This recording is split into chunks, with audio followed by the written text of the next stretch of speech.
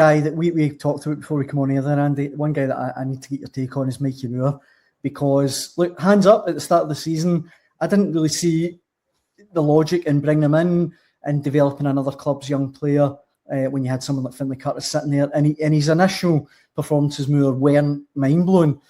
But now he's such a fantastic player, I guess. And if I was anyone in the Rangers hierarchy, I'd be on at Spurs saying, look, what is it going to take to get him back next season? Yeah, I think that they absolutely have to be, and I think they are. I think there are what we maybe say very, very early conversations around that.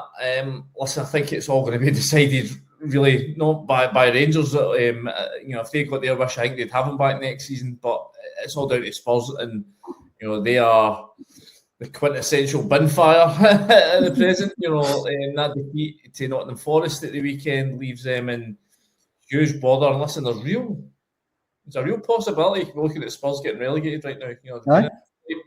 48 years. And right now they are in a tailspin and heading, basically flying towards the ground like a dart at the moment. And that would be incredible if they were to find themselves getting relegated. I think if that were the case, I think it would certainly be the end of Rangers' hopes of getting Mikey Mure back, because I can imagine Spurs at that point would be looking to this kid and going, right, okay, you're going to have to play a part in terms of getting us back out of the Championship next season. My only hope for Rangers getting them back next season would be if Spurs were to survive and have some sort of huge summer overhaul in which they go and splurge the cash in a way that they haven't really ever done in recent memory. Under the previous sort of stewardship of Daniel Levy, they were very frugal, very tight with their money. The only way I could see Mikey Mure coming back up here if they decide, right, no, we're just going to throw noodles of cash at this in the hope that you can have a big turnaround in one window, and then maybe they decide Mure's best to stay in Glasgow. But listen, for me, he's been the brightest light in this Rangers squad for the majority of the season. I always go back to that game against Hibs around sort of Christmas time when at Ibrox, when there was so little style to the Rangers play. They were just sort of going through the motions. Confidence had been sort of ripped out of the team by the start they had to the season, and he was the only guy in the team that showed any kind of leadership, wanted to take the ball, wanted to run at defenders.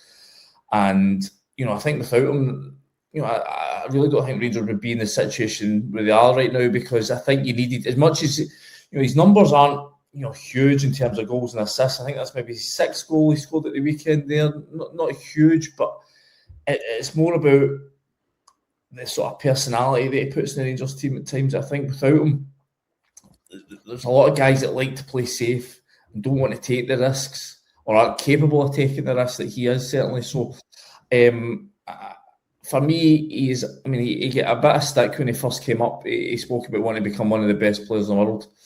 Okay, listen, whether that happens or not, we'll soon find out.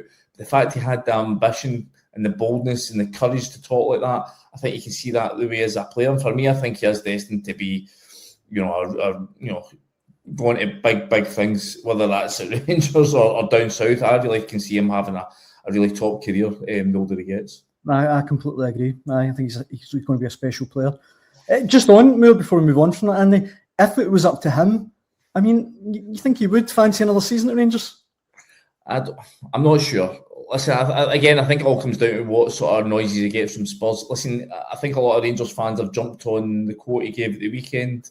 I sort of asked him after the game if the situation at Spurs would be the deciding factor, whether they get relegated or not. And he said, listen, obviously the ball's still in Spurs' court, obviously, but he'd love to come back if it was decided this would be the best decision for him. But just judging by him, knowing what kind of character is, the way he's spoken about how this move's been good for him mentally, and as much as a mental side as it has been as a football side, I think he backs himself to go down to the Premier League and to try and have a proper crack at that next season. Obviously, he was in and out the Spurs squad last year, matchday squad. I think he played a wee bit of that taste of it in the Europa League, but wasn't so heavily involved in the Premier League. I think he's now at the point where he's ready to go have a proper crack at the Premier League. So, listen, I think he's absolutely sincere in what he says about having loved his time here, loving the club, loving the fans, loving the experience, but knowing just the hunger of the lad and his attitude. I think his preference would be go back to Spurs and have a crack at playing at the biggest league in the world. We mentioned before we come on here as well, Andy, about the title race, and if you're watching, you can see the league table on your screen now. Given Celtic's defeat of the weekend, it looks like, again, we've been in this movie so many times, but it looks like Rangers are back in with a strong shout again. I mean, how do you see the title race at the minute? I'm not prepared to rule anyone in or out, frankly, because it's just on a weekly basis now. I mean, you're looking at Rangers after that Old Firm draw where they threw away what would have been a huge win that day, and you thought, well, that's a huge chance to land a psychological blow. And obviously, it was them who then suffered that blow the following week in the Scottish Cup, and you thought they look like at that point they looked like they were starting to stumble, just to be turned for home into the final stretch. Then obviously Hearts go to Rugby Park and lose, and then obviously yesterday Tannadice Celtic trip up. I think we've all been saying there'll be twists and turns to come, not because any of us are great. Any of us are great, psychic powers. It's because you can see that the three of these teams have all got flaws that can be exploited, and that's why none of them are perfect, and that's why I don't think any of them will win 7 from 7 from here. So yeah. I think there'll be a lot of twists and turns to come. I do think Rangers are at a disadvantage in terms of the fixture list. They've obviously got to go to Tynecastle, they've got to go to Celtic Park after the split.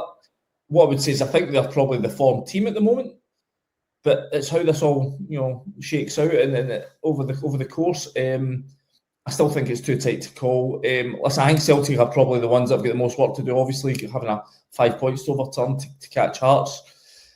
But then again, at times you've seen the Celtic team dig out results when they've had no right, frankly, to do it. So it's tight. And all I can say is that I'm just so excited by the whole thing and can't wait to see how it all pans out. It's going to be, I don't think yesterday's spectacle at Tannadice was a great advert for Scottish football, but in terms of the storylines, it's absolutely fantastic.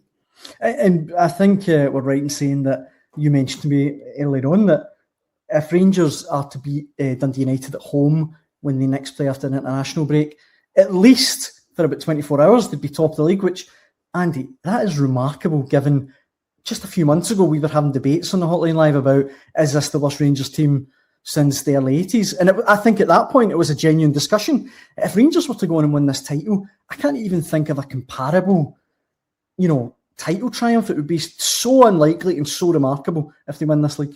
Yeah, it would. I think the thing about that, what you're saying about the Dundee United result, if they were to get it, and there's a lot of bits of maybes sitting here 2 weeks out, is it just what psychological effect would it have on the other two to see Rangers, as you say, having been dead and buried at one point early October to be leading the table? It would then down to Hearts and Celtic to respond, and for once it would be them placed in the role of being chasers rather than certainly Hearts since being the chaser rather than the team leading the pack. So it's going to be fascinating. Listen, as I said, I just can't wait to see how this all pans out. It's going to be a gripping watch from here until May.